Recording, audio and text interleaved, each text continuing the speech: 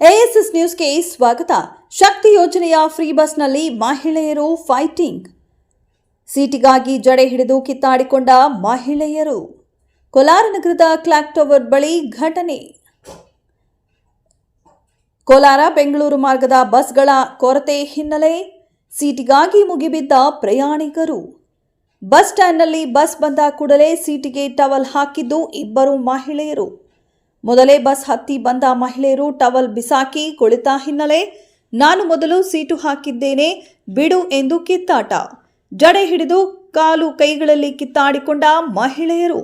ಮಹಿಳೆಯರ ಕಿತ್ತಾಟದ ದೃಶ್ಯ ಸಹ ಪ್ರಯಾಣಿಕರ ಮೊಬೈಲ್ನಲ್ಲಿ ಸೆರೆ.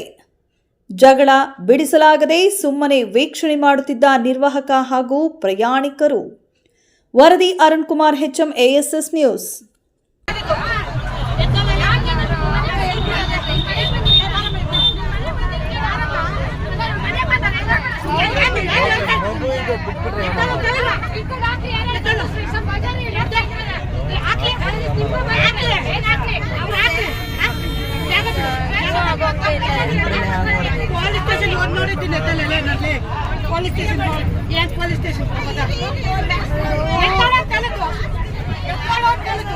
ಡ್ರೈವರ್ ಏನಂದ್ರೆ ಹೇಳ್ರಿ